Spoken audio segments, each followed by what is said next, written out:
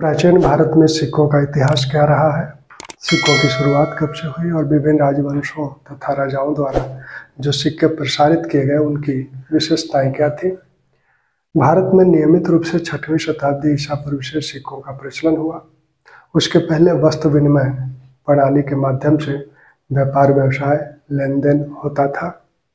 6वीं शताब्दी ईसा पूर्व से यौवनों तक के जो प्रचलित सिक्के थे उन्हें सामूहिक रूप से आहत सिक्के कहा जाता है। इन्हें ही पंच मार्क्ड सिक्का भी कहा जाता है। तो 6वीं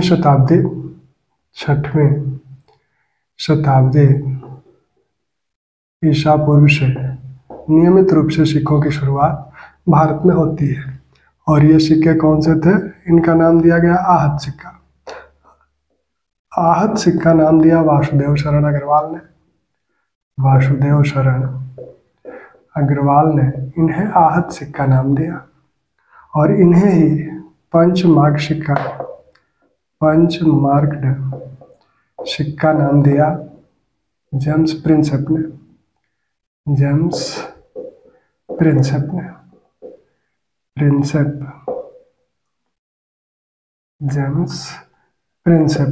यही जेम्स प्रिंसेप भारत में मुद्रा शास्त्र के प्रतिपादक भी माने जाते हैं, जन्मदाता भी माने जाते हैं। ये आहत सिक्के जो हैं इनकी विशेषताएं यह है कि ये ढाले हुए नहीं थे। ये धातु के पत्थर थे जिस पर विभिन्न प्रकार के चिन्ह अंकित कर दिए जाते थे, तो इन्हें सांचे में ढाला नहीं जाता था। इनका आकार अमूमन आयताकार था। इनका आकार आयताकार था। इन पर विभिन्न प्रकार के जो चिन्ह अंकित किए जाते थे उसमें सूर्य का जो चिन्ह अंकित किया जाता था, आवश्यक रूप से सूर्य का चिन्ह अंकित किया जाता था। इसके बाद ज्यामितीय आकृतियां, षणार चक्र, ज्यामितीय आकृतियां, वनस्पति, पशु, शरण चक्र, ये सब इन पंचमार्क या आहत सिक्कों पर अंकित किया जाता था। मौर्यों के जो सिक्के हैं वो भी आहत सिक्के ही हैं। अब इन सिक्कों से क्या है कि इन पर कोई लेख अंकित है नहीं, विभिन्न आकृतियां अंकित हैं, किसी राजा का चित्र भी इस पर अंकित नहीं है। तो इनको देखकर ये पहचानना मुश्किल होता है कि किसके द्वारा, किस शासक के द्वारा ये सिक्के चलाए गए थे। भिन्न भिन्न जगहों से जो सिक्के मिलते हैं उन्हें देखकर ये नहीं कहा जा सकता कि अमुक शासक ने ही इन सिक्कों को प्रसारित किया था। आहत सिक्कों को विभिन्न नामों से भिन्न भिन्न विद्वानों द्वारा आहत सिक्कों का भिन्न भिन्न नाम दिया गया। जैसे मनुस्मृति में इन सिक्कों के लिए जो जिस नाम का प्रयोग किया गया, मनुस्मृति में पाणिनि ने इन्हें क्या कहा, कौटिल्य ने क्या कहा। मनुस्मृति में इन्हें धरण, पुराण, कृष्णल, मास, ये सब नाम दिए गए। पाणिनि ने क्या कहा? पाणिनि ने कहा पण, करशापन, पाद, वाह। कौटिल्य ने पण, करशापन, माशक, ये सब नाम मनुस्मृति में इन आहत सिक्कों के जो नाम मिलते हैं, धरण, पुराण, कृष्णल, मास, पाणिनि के अष्टाध्यायी में जो नाम मिलते हैं, पण, करशापन, पाद, वाह। कौटिल्य ने जिन नामों का प्रयोग किया वो है पण, करशापन, माशक। अब मौर्य काल में दरअसल ये सिक्के किसके द्वारा शुरू किए गए? तो आहत सिक्कों की शुरुआत व्यापारियों द्वारा की गई। आहत सिक्कों की जो शुरुआत है इनका प्रचलन किसने किया? तो व्यापारियों द्वारा, क्योंकि इसके पहले वस्तु विनिमय प्रणाली से व्यापार होता था, तो व्यापार के बहुत विस्तार की उसमें संभावना थी नहीं, इसलिए व्यापारियों ने इन सिक्कों को अपनाया। लेकिन जब धीरे धीरे साम्राज्यों का सुदृढ़ीकरण होने लगा, बड़े बड़े साम्राज्य बनने लगे और उन साम्राज्यों की आर्थिक गतिविधियों का विकास होने लगा, तो इन सिक्कों का धीरे धीरे राजकीयकरण कर दिया गया, यानी राज्य का नियंत्रण इन सिक्कों पर हो गया। इसीलिए कौटिल्य कहते हैं कि लक्षणाध्यक्ष जो है वो टंकशाला का प्रभारी है। एक नया अधिकारी नियुक्त किया गया, टंकशाला जो जहाँ सिक्के बनते थे। इस टंकशाला नाम को भी, ये टंकशाला शब्द भी कौटिल्य ने ही दिया है। तो उन्होंने कहा कि इसके लिए एक लक्षणाध्यक्ष नामक अधिकारी की नियुक्ति की गई। उन्होंने कहा कि कोई भी व्यक्ति जो सिक्का बनवाना चाहता है, ये सिक्के ढाले तो जाते नहीं थे, कोई भी व्यक्ति जो सिक्का बनवाना चाहता है वह अपनी धातु लेकर आएगा लक्षणाध्यक्ष के पास। जैसे चांदी का उसे सिक्का बनवाना है तो चांदी वो अपने पास से लाएगा, इन्हें देगा, बनवाई के रूप में ये जितने मूल्य का सिक्का बनाएंगे उसका 13.5% ये लेंगे ब्याज के रूप में। तो कोई भी व्यक्ति लक्षणाध्यक्ष को धातु देकर 13.5% शुल्क देकर सिक्का बनवा सकता था। मौर्य काल में जो सिक्के प्रचलित थे वो चांदी और तांबे के सिक्के थे। सोने का कोई सिक्का मौर्य काल का नहीं मिला है। सोने का कोई सिक्का मौर्य काल का नहीं मिला है। तो मौर्य काल में जो चांदी के सिक्के थे, जिन्हें पण, जो कि मौर्य काल का मानक सिक्का था, यह मौर्य काल का मानक सिक्का था। धरण, करशापड़, तांबा का जो सिक्का था वो था माशक, कांकड़ी, माशक और कांकड़ी, ये तांबे के सिक्के थे। ऋग्वैदिक काल में निष्क नामक एक शब्द का प्रयोग किया गया है। कुछ विद्वानों ने कहा कि यह सिक्के के रूप में प्रयोग हुआ है, लेकिन यह गले का आभूषण था, गले का हार था, यह सोना का होता था। तो वैदिक काल में, ऋग्वैदिक काल में वस्त्र विनिमय प्रणाली थी, उस समय सिक्के का प्रचलन नहीं था। निष्क और हिरण जो शब्द प्रयोग किए गए हैं वो आभूषणों के संदर्भ में किए गए हैं। दान में उनको दिया अवश्य जाता था, लेकिन उसे लेन देन करने की प्रथा नहीं विकसित हुई थी। निष्क का शब्द का प्रयोग सिक्के के रूप में पाणिनि ने सबसे पहले किया है। मौर्य काल के ये जो सिक्के हैं ये सभी आहत सिक्के हैं। इसके बाद मौर्य काल के बाद हम लोग हिंद यवनों की अगर बात करें तो हिंद यवनों ने ही सबसे पहले भारतीय मुद्रा प्रणाली में एक महत्वपूर्ण परिवर्तन किया। उनकी प्रेरणा से एक महत्वपूर्ण परिवर्तन हुआ कि अब सिक्का ढाला जाने लगा। इस पर विभिन्न चित्र, लेख, ये सब चित्र तो अंकित किए जाते थे, लेकिन अब राजाओं के आकृतियां बनने लगे, उनके चित्र बनने लगे, इस पर लेख लिखे जाने लगे। तो ये सारा कार्य यूनानियों के प्रभाव से हुआ, यवनों के प्रभाव से हुआ। यवनों में ने जो लेख लिखा उसमें द्विभाषीय या द्विलिपि द्विभाषीय लेख भी इन्होंने सिक्कों पर लिखा। यूनानी और खरोष्टी लिपियों में डेमेट्रियस द्वितीय ने द्विभाषीय सिक्कों को प्रचलित किया। यूनानी और खरोष्टी लिपि में लेख लिखे होते थे। इसके बाद जो अन्य यवन शासक हुए उन लोगों में अगाथोक्लिस ने विभिन्न प्रकार से उसने क्या किया कि सिक्कों पर एक तो सबसे पहले तो कृष्ण और बलराम का चित्र सिक्कों पर सबसे पहले जिसने अंकित किया वो अगाथोक्लिस था। फिर उसने सिक्कों पर ब्राह्मी लिपि का प्रयोग किया।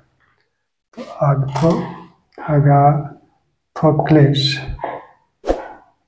ने क्या किया कि ब्राह्मी लिपि का प्रयोग सिक्कों पर किया। पहला शासक है जिसने ब्राह्मी लिपि का प्रयोग सिक्कों पर किया। और कृष्ण और बलराम को अंकित किया गया।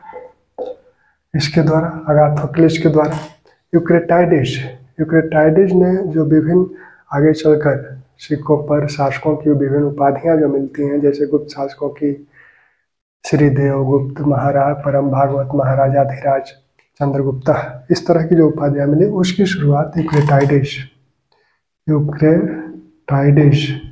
ने की महाराजस उपाधि को अंकित करके। सबसे पहले उपाधि का अंकन सिक्कों पर, यूक्रेटाइडिस के सिक्कों पर मिलता है। इसके बाद जो शक शासक, शकों ने भी द्विलिपि परंपरा को बनाए रखा और इसमें से कुछ शासकों ने संवतों का भी अंकन करवाया अपने सिक्कों पर, जैसे जीवदायन ने सबसे पहले संवत का अंकन करवाया था सिक्के पर। जीवदायन ने सबसे पहले संवत का अंकन अपने सिक्के पर करवाया था। ऐसे ही एजिलेसिस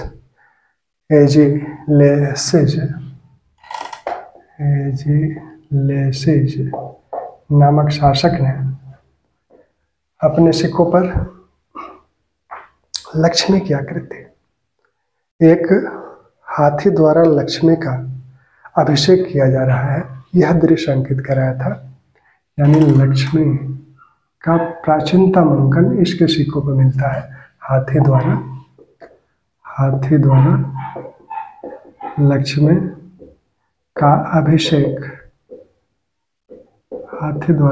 का अभिषेक इसके सिक्कों पर, एजिलेसिस के सिक्कों पर देखने को मिलता है। अब इसके साथ कुछ गणराज्यों के जो सिक्के हैं उन सिक्कों को अगर देखा जाए, जिसमें ओदंबुर है, जिन्होंने यूनानी जो सिक्के हैं उन सिक्कों का अनुकरण किया और पूर्व मध्यकाल में आकर द्रम शब्द सिक्कों के लिए मिलता है, जैसे गुजर प्रतिहार अभिलेखों में मिलता है। तो यह जो द्रम शब्द है यह यूनानी शब्द है, क्योंकि यूनानी जो सिक्के, चांदी के सिक्के थे, उन्हें द्रम कहा जाता था और यूनानी जो सोने के सिक्के थे उन्हें स्टेटर कहा जाता था। तो यूनानी सोने के जो सिक्के थे, सोना का सिक्का उसे स्टेटर बोला जाता था और चांदी का जो सिक्का था वो द्रम था। यह द्रम शब्द बाद में भारतीय परंपरा में सिक्का के लिए प्रयुक्त हुआ। यानी द्रम शब्द कहाँ से आया है? यह यूनानी शब्द है, द्रम शब्द यूनानी शब्द है। इसी प्रकार से दिनार शब्द एक रोमन शब्द है, क्योंकि रोमन जो चांदी के सिक्के थे उसे डिनारियस कहा जाता था और जो वहाँ के सोने के सिक्के थे वो औरई बोला जाता था। तो रोमन जो सिक्के हैं, रोमन जो सोना का सिक्का था उसे और रोई, और चांदी का जो सिक्का था उसे डिनारियस,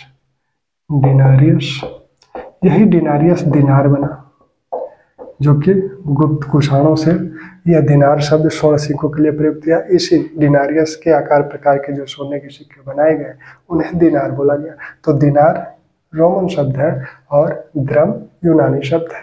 ठीक,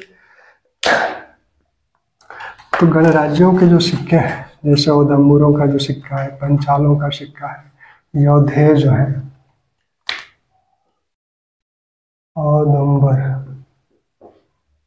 ओदंबर के जो सिक्के हैं, ओदंबर के जो सिक्के हैं, ये ओदंबर गणराज्य के जो सिक्के हैं ये विभिन्न प्रकार के सिक्के हैं और कई प्रकार के अंकन पहली बार ओदंबर गणराज्य के सिक्कों पर देखने को मिलता है। जैसे शिव मंदिर का अंकन इनके सिक्कों पर सबसे पहले देखने को मिलता है और वो त्रिशूल स्तंभ के रूप में शिव मंदिर का अंकन ओदंबर गणराज्य के सिक्कों पर देखने को मिलता है। ओदंबर गणराज्य के सिक्कों पर शिव मंदिर या त्रिशूल स्तंभ देखने को मिलता है। इसी प्रकार महादेव शब्द का प्रयोग शिव के लिए सबसे पहले इन्हीं के सिक्कों पर हुआ है। महादेव शब्द का प्रयोग सबसे पहले शिव के लिए इन्हीं ओदंबर गणराज्य के सिक्कों पर हुआ है। राजा और जन को एक साथ दिखाने का प्रयत्न इनके सिक्कों पर किया गया है। विश्वामित्र का अंकन, विश्वामित्र का चित्र और नीचे उनका नाम। तो विश्वामित्र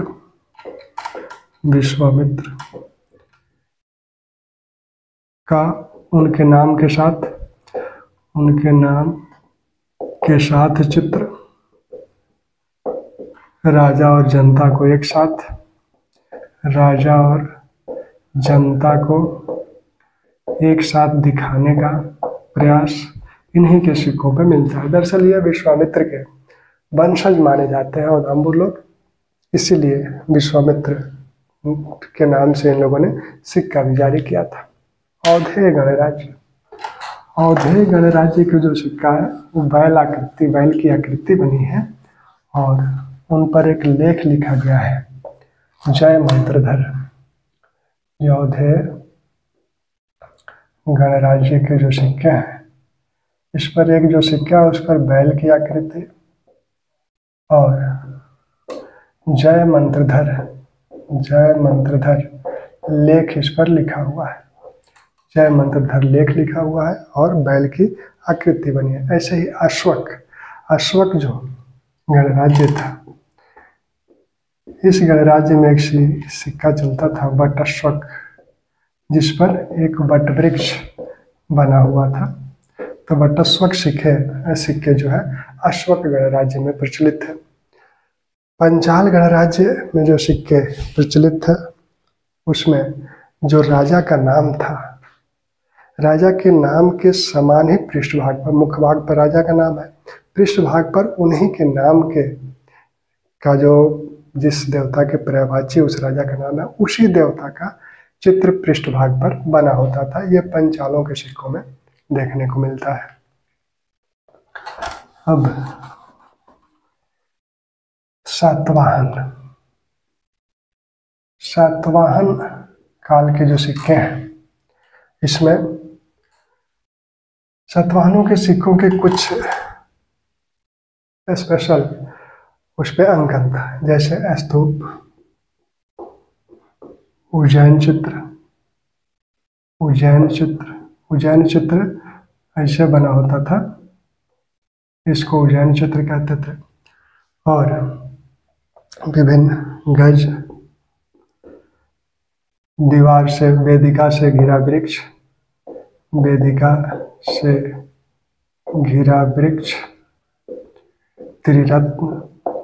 त्रिरत्न, ये सातवाहन सिक्कों के प्रमुख चिन्ह थे।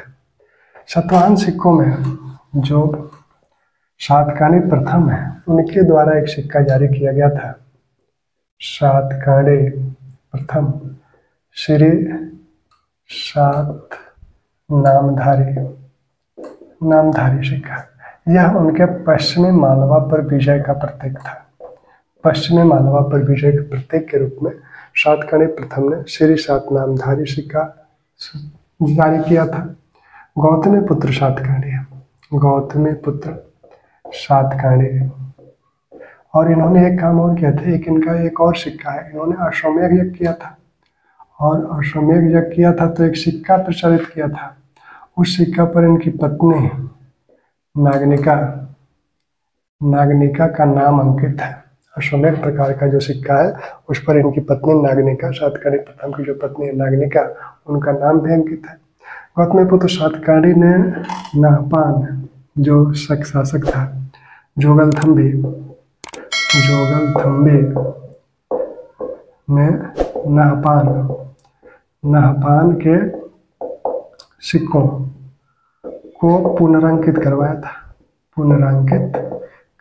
पहले नाहपान के जो सिक्के थे उस पर से उन्होंने उसको अपने प्रमुख चिन्हों से उसे अंकित करवाया था, पुनरांकित करवाया था। आवाक्ष का प्रयोग सिक्कों में इन्होंने ही गौतमीपुत्र सातकर्णी ने किया था। फिर वाशिष्ठपुत्र पुलमावी के जो सिक्के हैं, एक सिक्का उनका है जिसमें 2 पतवारों वाला नाव दिखाया गया है। वाशिष्ठपुत्र पुलमावी, इनका एक सिक्का है जिसमें 2 पतवार वाला नाव। यह इनकी जल सैन्य शक्ति और इनके समुद्री व्यापार को इंगित करता हुआ यह सिक्का जारी किया गया था। फिर यज्ञश्री सातकाणी, यज्ञश्री सातकाणी, यज्ञश्री सातकाणी के सिक्कों पर नाव का चित्र बना हुआ है। दो पतवार का चित्र नहीं है, नाव का चित्र है, लेकिन दो पतवार वाले नाव का चित्र वशिष्ठ पुत्र पुलमावी के सिक्कों पर है और ऐसे नाव का चित्र यज्ञश्री सातकाणी के सिक्कों पर है। सातवाहनों के जो सिक्के हैं, इन लोगों ने सोने का प्रयोग नहीं किया है, तो सिक्के में सोना सातवाहनों ने प्रयोग नहीं किया। चांदी की कमी थी तो बहुत कम चांदी के सिक्के इनके हैं। ज्यादा सिक्के इनके तांबा, सीसा, पोटीन, सीसा और पोटीन का प्रयोग इन लोगों ने सिक्का निर्माण में किया था। अब कुषाणों के सिक्के देखे जाए। कुषाणों के सिक्के सबसे पहले कोजुल कटफिशस, कोजुल कटफिशस, कोजुल कटफिशस का जो एक सिक्का है जिसमें ऊंट की आकृति बनी है, ऊंट की, और साथ में धर्मथिदस लेख अंकित है। ऊंट की आकृति के साथ धर्मथिदस लेख अंकित है कोजुल कटफिशस के सिक्कों पर। पृष्ठभाग पर, मुख्य भाग पर इनका खुद का चित्र है। फिर बेम कटफिशस, बेम कटफिशस, बेम कटफिशस भारत में पहला शासक जिसने सोना का सिक्का प्रचलित किया। सोना का सिक्का प्रचलित करने वाले भारत के पहले शासक हैं। हालांकि उन्होंने सोना का सिक्का प्रचलित किया था, लेकिन वो भारत में नहीं प्रचलित किया था। भारत में सोने का सिक्का प्रचलित करने वाले पहले शासक कुषाण शासक बेम कटफिशस हैं। तो बेम कटफिशस ने सोने का सिक्का, पहला सोने का सिक्का जारी किया और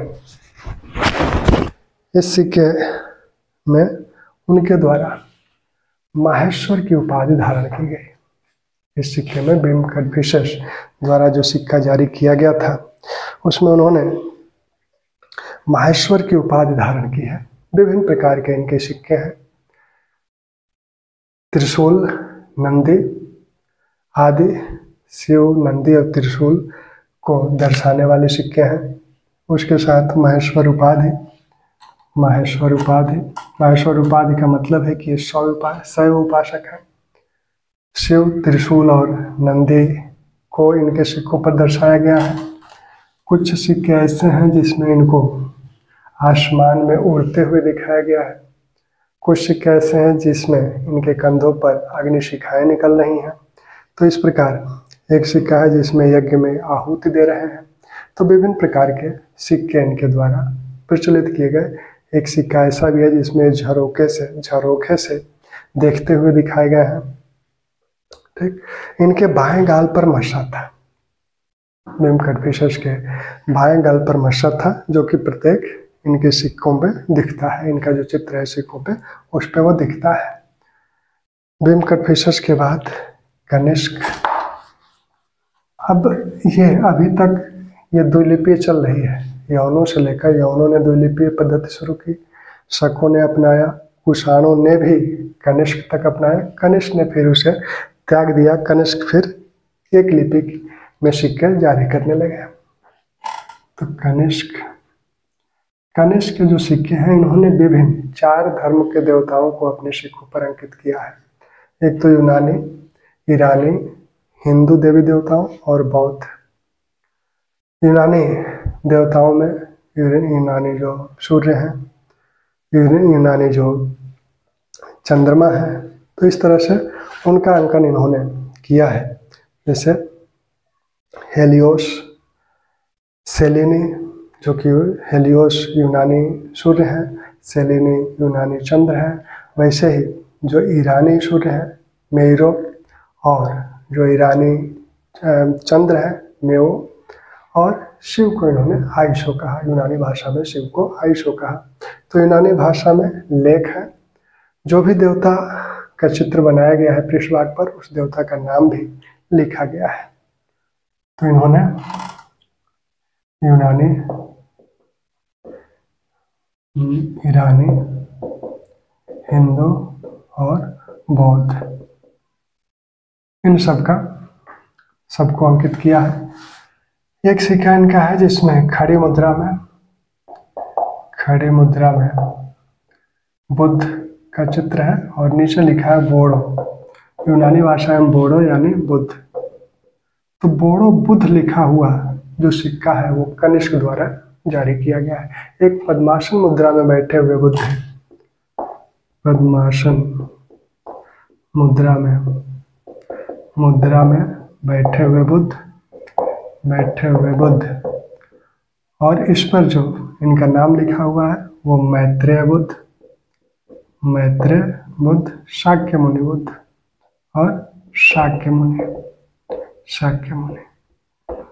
ठीक, तो बोड़ो यानी बुद्ध, मैत्रेय बुद्ध, शाक्य मुनि बुद्ध, ये सब नाम कनिष्क के सिक्कों पर बुद्ध के अंकित है। यानी बुद्ध नाम से जो सिक्का जारी किया गया वो कनिष्क द्वारा जारी किया गया था।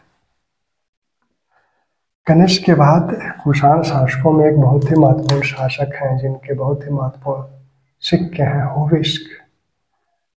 पाशुपत संप्रदाय संबंधी सिक्के इन्हीं के हैं। पाशुपत संप्रदाय सह संप्रदाय का एक अंग है। उमा का अंकन शिव के साथ इन्हीं के सिक्कों पे दिखता है। साथ में हरिहर का पहला अंकन, सांकेतिक रूप में हरिहर का पहला अंकन इसी होविस्क के सिक्कों पे दिखता है। हरिहर यानी विष्णु और शिव दोनों का संयुक्त रूप, यानी वैष्णव संप्रदाय और शैव संप्रदाय दोनों का संयुक्त रूप। तो विष्णु का चक्र प्रतीक चिन्ह है और शिव का त्रिशूल, इन दोनों को एक सिक्के पे दिखाया गया है। चक्र और त्रिशूल यानी विष्णु और शिव को संयुक्त किया गया है और वही रूप हरिहर का रूप है। तो यह पहली बार होविस्क के सिक्कों पर दिखता है। इनके सिक्कों पर गणेश को धनुर्धारी रूप में दिखाया गया है। शिव के पुत्र कार्तिकेय को धनुर्धारी रूप में दिखाया गया है। एक सिक्के पर शिव को नानो जो ईरानी देवी हैं उनके साथ दिखाया गया है। ठीक, तो ये होविस्क के कुछ प्रमुख सिक्के थे। अब कुषाण सिक्कों की विशेषता क्या है? कुषाणों ने सबसे ज्यादा तांबा का सिक्का प्रसारित किया। सबसे ज्यादा तांबा के सिक्के हैं कुषाणों के। सोना का सबसे शुद्ध सिक्का है। सबसे शुद्ध सोने के सिक्के पूरे प्राचीन भारत में कुषाणों द्वारा जारी किए गए। हालांकि सोने के सिक्के इनके द्वारा कम जारी किए गए, लेकिन जितने भी जारी किए गए वो सबसे शुद्ध थे। ये 124 ग्रेन के सिक्के थे इनके, कुषाणों के 124 ग्रेन के सिक्के हैं। सबसे ज्यादा तांबा का सिक्का इन लोगों ने जारी किया। चांदी का सिक्का कम जारी किया। चांदी के सिक्के मुख्यतः दो लोग जारी किए हैं, एक तो भीम कटफिशर्स और दूसरे होविस्क। चांदी के सिक्के दो ही लोगों के हैं, भीम कटफिशर्स का और होविस्क का। तांबे के सिक्के सर्वाधिक जारी किए। सोने के सिक्के कम जारी किए, लेकिन जितना जारी किए वो सबसे शुद्ध माने जाते हैं। गुप्तों का क्या है कि गुप्तों ने सर्वाधिक सोने के सिक्के गुप्त शासकों द्वारा जारी किए गए, लेकिन शुद्धता में कुषाण सिक्कों से वो कमतर है। शुद्धता ऐसी नहीं है जैसी कुषाणों की है। उनका आकार तो बड़ा है, जैसे स्कंदगुप्त कहते आते 144 ग्रेन के सिक्के जारी होने लगे। आकार तो बढ़ गया, वजन बढ़ गया, लेकिन शुद्धता उसकी कम हो गई। सोने की मात्रा उस सिक्के में कम हो गई। ग्रेन भार को इंगित करता है। एक ग्रेन बराबर 0.0648 ग्राम होता है। एक ग्रेन बराबर 0.0648 ग्राम। ठीक, तो कुषाणों के बाद हम लोग गुप्तों की बात करें। गुप्त शासकों के जो सिक्के हैं, गुप्त शासकों के जो सिक्के हैं उसमें सबसे पहले तो चंद्रगुप्त प्रथम का जो सिक्का है, जिसे राजा रानी प्रकार, विवाह प्रकार या चंद्रगुप्त कुमार देवी प्रकार कुमार देवी प्रकार विभिन्न नामों से जाना जाता है। सोने का सिक्का है। इसमें चंद्रगुप्त और कुमार देवी जो कि चंद्रगुप्त की पत्नी है, लिच्छवी राजकुमारी है। तो इनके अभी सिक्के में दिखाया गया है कि एक तरफ मुख्य भाग पर कुमार देवी चंद्रगुप्त को कुछ दे रही हैं। उनके हाथ में संभवतः अंगूठी पहना रही हैं। रिंग सेरेमनी समारोह का चित्रण इसमें किया गया है। और इस सिक्के में यह दर्शाया गया है कि चंद्रगुप्त इस विवाह को करके लिच्छवियों को अपने पक्ष में कर रहे हैं, क्योंकि अभी गुप्तों की ये ऐसी स्थिति नहीं थी कि वो लिच्छवियों को पराजित कर पाए। तो यहाँ से ये मैत्री संबंध लिच्छवियों से स्थापित गुप्तों द्वारा किया जा रहा है। तो चंद्रगुप्त कुमार देवी प्रकार का जो सिक्का है उसमें कुमार देवी चंद्रगुप्त को कुछ पहनाते हुए दिखाई गई हैं और पृष्ठभाग पर देवी दुर्गा की आकृति बनी हुई है। ठीक। लिच्छवी पुत्र चंद्रगुप्त को समुद्रगुप्त को लिच्छवी पुत्र कहा जाता है, क्योंकि वो कुमार देवी के पुत्र थे। दूसरा, अब इस सिक्के के बाद एक और सिक्का गुप्त में मिलता है, कांच नामधारी सिक्का। अब ये कांच कौन है, इस पर इतिहासकारों में मतैक्य नहीं है। कुछ लोग कांच को समुद्रगुप्त मानते हैं, क्योंकि सर्वराजोच्छेत्ता इस पर उपाधि लिखी गई है।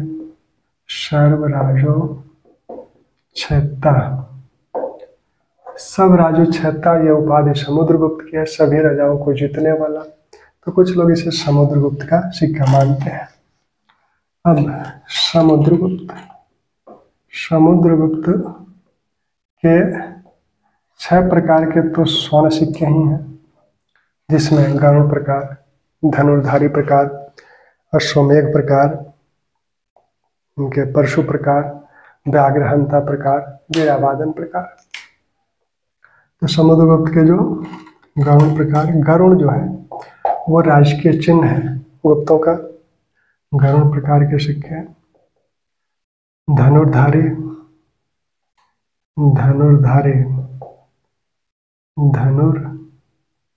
धनुर्धारी प्रकार के सिक्के, अश्वमेघ प्रकार, व्याघ्र, निहंता प्रकार,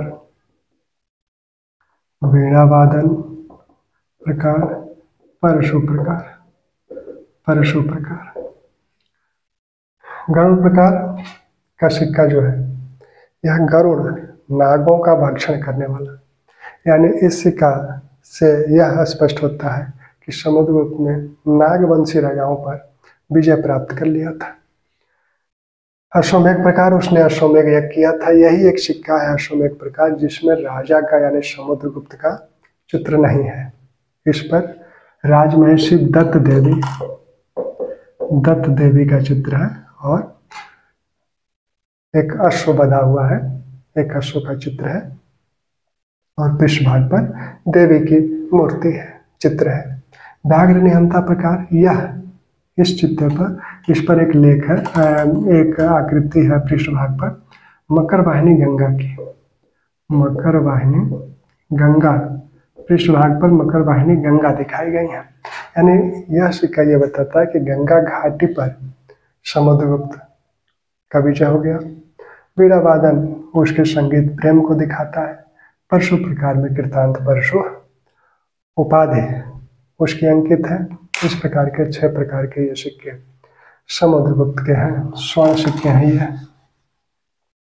फिर चंद्रगुप्त, विक्रमादित्य, भिलसा और एरण से कोई सिक्के मिले हैं जो रामगुप्त के तांबे के सिक्के हैं। भिलसा और एरण से तांबे के कुछ सिक्के हैं जो रामगुप्त, एक सिक्के पर रामगुप्त लिखा हुआ है, कुछ पर गुप्त है, कुछ पर राम है। तो ये रामगुप्त के सिक्के माने जाते हैं, जो कि चंद्रगुप्त विक्रमादित्य के बड़े भाई थे, शकों के साथ संघर्ष में मारे गए थे। तो रामगुप्त के ये सिक्के तांबे के हैं। चंद्रगुप्त चंद्रगुप्त विक्रमादित्य, चंद्रगुप्त विक्रमादित्य के जो सिक्के हैं उसमें धनुर्धारी प्रकार, सिंह निहंता प्रकार, छत्रधारी प्रकार, ध्वजधारी प्रकार और उनके जो चक्र विक्रम प्रकार, पर्यंक प्रकार, तो इन सब सिक्कों में सबसे प्रमुख है पर्यंक प्रकार।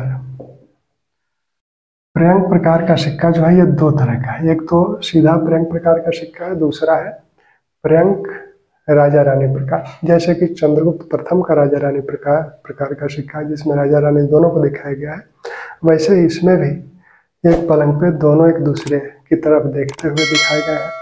एक सिक्का जो पर्यंक प्रकार का है उसमें राजा अपने लाबोलिवास में पलंग पर बैठा हुआ है और पृष्ठभाग पर माँ लक्ष्मी को दिखाया गया है। तो इनके जो प्रमुख सिक्के हैं वो हैं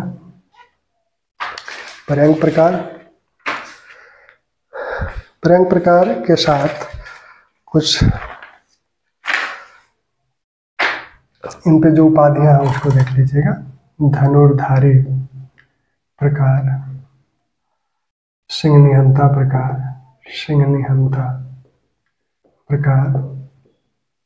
पर्यंक प्रकार, इसमें जो दो हैं इसके साथ छत्रधारी प्रकार, ध्वजधारी प्रकार, चक्र विक्रम प्रकार, ये समुद्रगुप्त के प्रमुख सिक्के हैं। जिसमें और एक सिक्का अश्वरोही प्रकार का भी है, अश्वरोही प्रकार। यह जो सिंह निहंता प्रकार है, समुद्रगुप्त ने जो व्याघ्र निहंता प्रकार का जो सिक्का चलाया था उसकी जगह सिंह निहंता प्रकार, दरअसल ये गुजरात पर विजय को इंगित करता है क्योंकि सिंह उधर ही पाए जाते हैं। इन सिक्कों पर जो उनकी उपाधियां हैं, जो आकृतियां पृष्ठभाग पर, उसमें किसी ने माँ दुर्गा की है, किसी में माँ लक्ष्मी की आकृतियां हैं। जो उपाधियां हैं समुद्रगुप्त की, इन्हीं सिक्कों पर उनकी उपाधियां श्री विक्रम, विक्रमादित्य, देवश्री आदि उपाधियां इन्हीं पर देखने को मिलती है। जैसे धनुर्धारी प्रकार पर श्री विक्रम उनकी उपाधि दी गई है। ये जो छत्रधारी प्रकार है इस पर विक्रमादित्य उनकी उपाधि अंकित है, विक्रमादित्य उपाधि अंकित है। ठीक, इन सिक्कों पर परम भागवत की उपाधि भी उनकी अंकित है। जैसे कि पर्यंक प्रकार पर श्री विक्रम परम भागवत महाराजा धीराज की उपाधि अंकित है। पर्यंक प्रकार पर श्री विक्रम परम भागवत महाराजा धीराज, परम भागवत की उपाधि वो धारण करते थे जो वैष्णव मत अनुयायी थे। तो गुप्त शासक वैष्णव मत अनुयायी है, यह उनकी उपाधियों से स्पष्ट हो जाता है। ठीक, अब गुप्त काल के सबसे कलात्मक सिक्के, सबसे सुंदर सिक्के कुमारगुप्त के हैं। गुप्त काल के सबसे कलात्मक और सबसे सुंदर सिक्के कुमारगुप्त के हैं। इसमें भी सबसे सुंदर मयूर प्रकार या कार्तिकेय प्रकार का सिक्का है। मयूर प्रकार या कार्तिकेय प्रकार का सिक्का गुप्त काल का सबसे सुंदर और कलात्मक सिक्का है, जो कि कुमारगुप्त का सिक्का है। इनके अन्य जो सिक्के हैं गजारोही, खड़गधारी, खगनिहंता, ये सब इनके सिक्के हैं। अप्रतिग प्रकार, खड़गधारी, खगनिहंता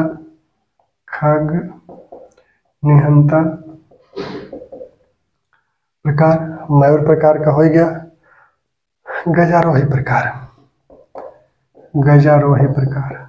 ठीक। तो ये कुमारगुप्त के प्रमुख सिक्के हैं। ये सभी स्वर्ण सिक्के हैं कुमारगुप्त के। स्कंदगुप्त का जो सिक्का है वो स्वर्ण सिक्का जो है लक्ष्मी प्रकार का है। लक्ष्मी प्रकार यानी लक्ष्मी प्रकार का स्वर्ण सिक्का किसका है? स्कंदगुप्त का। मयूर प्रकार का स्वर्ण सिक्का किसका है? कुमारगुप्त का। ठीक। स्कंदगुप्त के 2 रजत सिक्के हैं, चांदी के 2 सिक्के हैं, एक नंदी प्रकार और दूसरा है वेदिका प्रकार।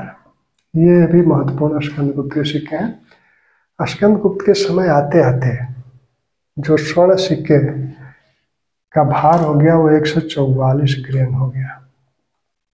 चंद्रगुप्त विक्रमादित्य तक यह औसतन 112 ग्रेन के लगभग है, और कुमारगुप्त का 127 ग्रेन हो गया और स्कंदगुप्त का 144 ग्रेन हो गया।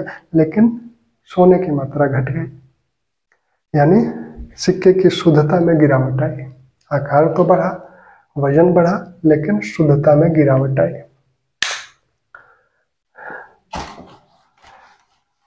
इस समय जो स्वर्ण सिक्का था उसे दिनार कहा जाता था।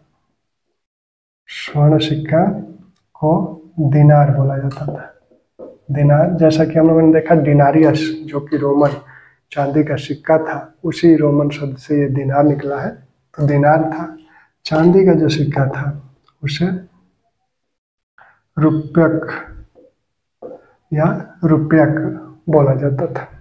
तो स्वर्ण सिक्का दिनार, चांदी का सिक्का रुपयक बोला जाता था या रूपक बोला जाता था। एक स्वर्ण सिक्का बराबर 16 रूपक, एक स्वर्ण सिक्का बराबर 16 रूपक के बराबर था। यानी स्वर्ण सिक्का और चांदी का जो अनुपात था, स्वर्ण अनुपात चांदी का जो अनुपात था वो था 1:16। सोना और चांदी का जो अनुपात सातवाहनों के समय था वो 1:35 था। ठीक। गुप्तों की जो सबसे बड़ी सिक्कों की निधि मिली है वो बयाना निधि है। राजस्थान के बयाना से एक निधि मिली है, एक भंडार मिला है सिक्कों का, जिसमें सर्वाधिक सिक्के चंद्रगुप्त द्वितीय के हैं। चंद्रगुप्त द्वितीय के, उसके बाद कुमारगुप्त के सबसे ज्यादा इस निधि में चंद्रगुप्त द्वितीय के सिक्के मिले हैं। उसके बाद दूसरा स्थान कुमारगुप्त का है। अब तांबे का सिक्का जो था उसे क्या कहा जाता था? माशक। तांबे के सिक्के को माशक बोला जाता था। एक सिक्का और था दरब। दरब नाम से जो सिक्का था यह चांदी और तांबा से मिलके बना था। चांदी और तांबा से मिलके जो सिक्का बनता था उसे दरब बोला जाता था। दरब सिक्के। ठीक। अब गुप्तों के बाद विकेंद्रीकरण का दौर आया, बड़ा साम्राज्य विघटित हो गया, छोटे छोटे राज्य बने, तो वो उसका प्रभाव ये पड़ा कि आर्थिक स्थिति सबकी छिन्न भिन्न हो गई और सिक्के देखने को नहीं मिलते हैं। गुप्तों के बाद जो सबसे महत्वपूर्ण सिक्का, जो सोने का सिक्का देखने को मिलता है, वो कलचुरी शासक गांगेयदेव का है। कलचुरी शासक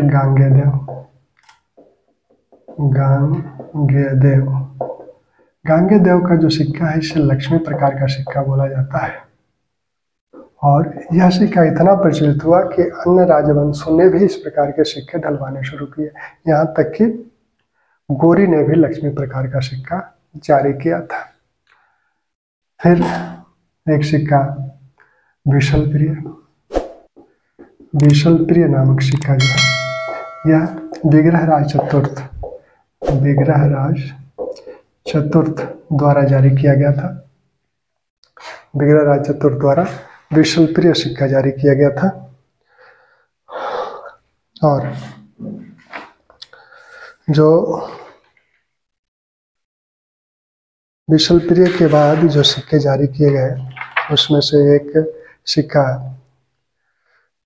मिहिर भोज का है।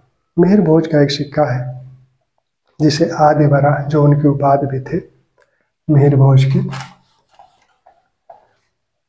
मिहिर भोज प्रतिहार शासक, इनकी उपाधि थी आदि वराह।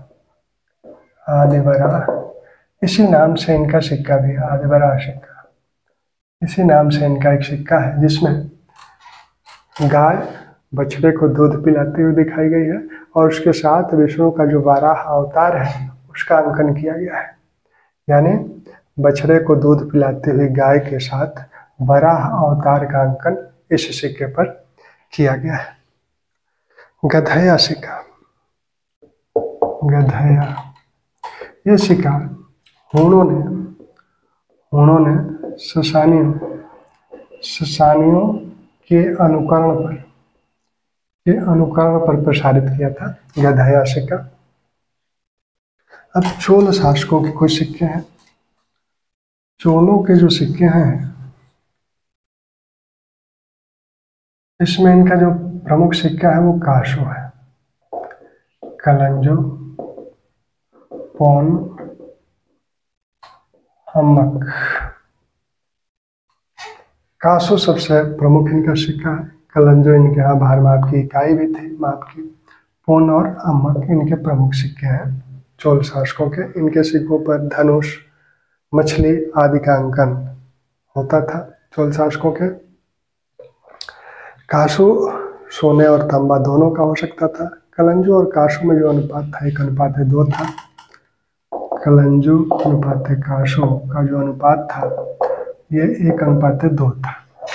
ठीक।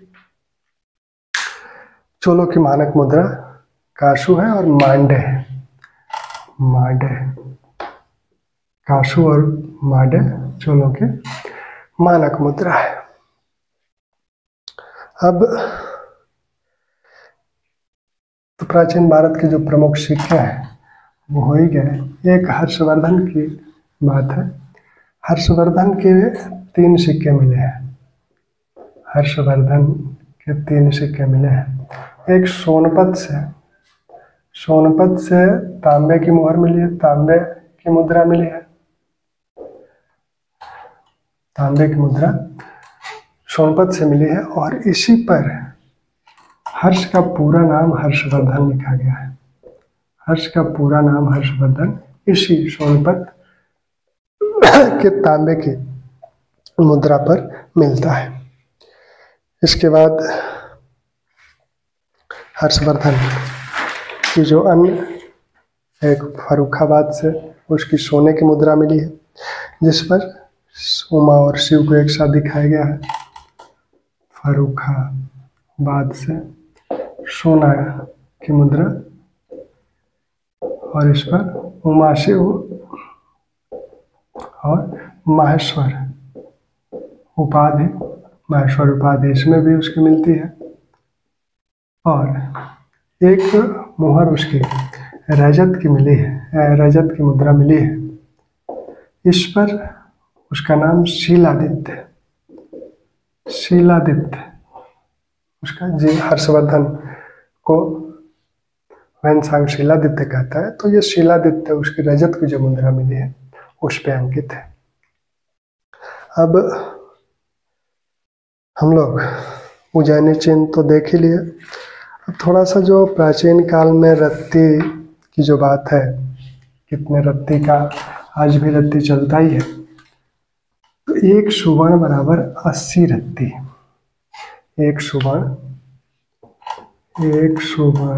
बराबर 80 रत्ती होता है और 1 रत्ती बराबर 1.83 ग्रेन। 1 रत्ती बराबर 1.83 ग्रेन और 1 ग्रेन बराबर 0.0648 ग्राम। यह जो रत्ती है यह भारत की मानक भार की मानक इकाई है। भार की मानक इकाई है। ये रत्ती है क्या? गोंजा नामक पौधे का जो बीज है वही उसका जितना वजन है वही रत्ती का वजन है। तो गोंजा के बीज क्रीडल को रत्ती कहा गया। गुंजा के बीज क्रीडल के भार को रत्ती कहा गया और इसका सबसे पहला उल्लेख तैत्तिरीय ब्राह्मण में हुआ है। तैत्तिरीय ब्राह्मण में हुआ है। ठीक। तो आहत मुद्राओं का जो वजन है वो भी ध्यान रहे। आहत मुद्राओं का जो वजन है, आहत मुद्राओं, उनका आकार हम लोग देख ही लिए, आयताकार है। इनका वजन जो है 32 रत्ती के बराबर है। तो 32 रत्ती में कितना होगा? एक रत्ती में 32 रत्ती कितना? एक रत्ती में 1.83 ग्रेन हो रहा है। तो 32 रत्ती का मतलब 56 ग्रेन की ये जो मुद्राएं हैं, ये लगभग 56 ग्रेन की। आहत मुद्राओं का जो भार है वो 56 ग्रेन है। तो हम लोगों ने प्रयास किया कि सिक्कों को, प्राचीन काल के सभी सिक्कों को समेटने का।